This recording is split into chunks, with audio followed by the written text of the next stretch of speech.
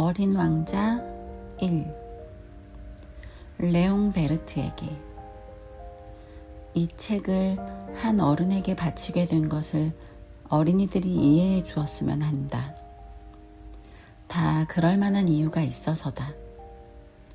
그 어른은 이 세상에서 나와 가장 친한 친구로 모르는 것이 없는 데다 어린이 책도 이해할 줄 안다. 그런데 그 어른이 지금 추운 프랑스에서 식사도 제대로 하지 못하고 몹시 힘든 나날을 보내고 있다. 그에게는 진심 어린 위로가 필요하다. 아직도 설명이 부족하다면 그 사람도 어린이였던 적이 있으니 그 어린이에게 이 책을 바치도록 하겠다. 누구나 어린이였던 적이 있지 않은가. 모두가 그 사실을 잊고 살지만 말이다.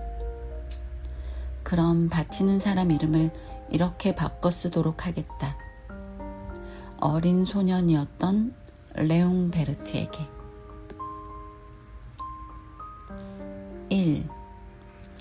6살 때 나는 원시림에 관한 내용을 담은 전부 진짜 있었던 이야기 라는 책에서 근사한 그림을 발견했다. 커다란 보아뱀이 동물을 통째로 집어삼키는 그림이었다. 대충 이런 느낌이다. 책에서는 이렇게 설명하고 있었다. 보아뱀은 먹이를 씹지 않고 통째로 집어삼킨다. 그러고는 꼼짝도 하지 않고 6달 동안 가만히 뱃속 음식을 소화시킨다. 그때 나는 설레는 마음으로 정글에서 벌어지는 일들에 대해 상상해 보았다. 그리고 태어나서 처음 색연필로 나만의 그림을 그렸다. 작품 제1호로 바로 아래 그림이다. 나는 그 걸작품을 어른들에게 보여주며 무섭지 않느냐고 물었다.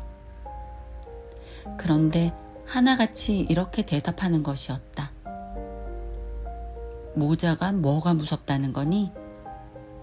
그 그림은 모자가 아니었다. 코끼리를 집어삼킨 보아뱀이 소화시키고 있는 그림이었다. 그래서 나는 어른들도 금방 알아볼 수 있도록 보아뱀의 뱃속을 그려 넣었다. 어른들에게는 늘 설명해 주어야 한다. 작품 제2호는 이런 느낌이다. 어른들은 보아뱀 그림 같은 건 뱃속이 보이든 안 보이든 아무래도 상관없으니 그림 그릴 시간에 지리나 역사, 산수, 국어 같은 공부를 하라고 충고했다.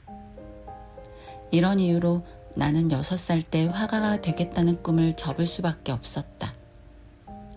작품 제1호와 제2호 그림의 반응이 좋지 않아 의욕을 잃었던 것이다. 어른들은 스스로 아무것도 하지 못해서 늘 이해시켜줘야만 하니 어린이로서는 피곤할 따름이다. 다른 직업을 찾을 수밖에 없었던 나는 비행기 조종을 배웠다. 비행기를 타고 세계 곳곳을 누비고 다녔다. 어렸을 때 지리를 공부한 것이 꽤 도움이 되기는 했다. 한눈에 중국인지 애리조나인지 바로 알 수 있어서 밤하늘을 날다 길을 헤맬 때도 무척이나 도움이 되었으니 말이다. 이렇게 살아오면서 나는 착실한 사람들도 꽤 만났다. 어른들 틈바구니에서 살아오며 그들을 가까이에서 볼 수도 있었다. 그렇다고 해서 딱히 좋은 점을 발견한 것은 아니었다. 조금 똑똑해 보이는 사람을 만날 때면 나는 늘 소중히 간직해둔 작품 제1호 그림을 보여주곤 했다. 뭘 좀 제대로 볼 줄 아는 사람인지 궁금했던 것이다. 하지만 돌아오는 대답이라고는 늘 모자네 였다. 이렇게 대답하는 사람에게는 보아뱀은 물론 원시림이나 별에 대한 이야기는 아예 꺼내지도 않았다.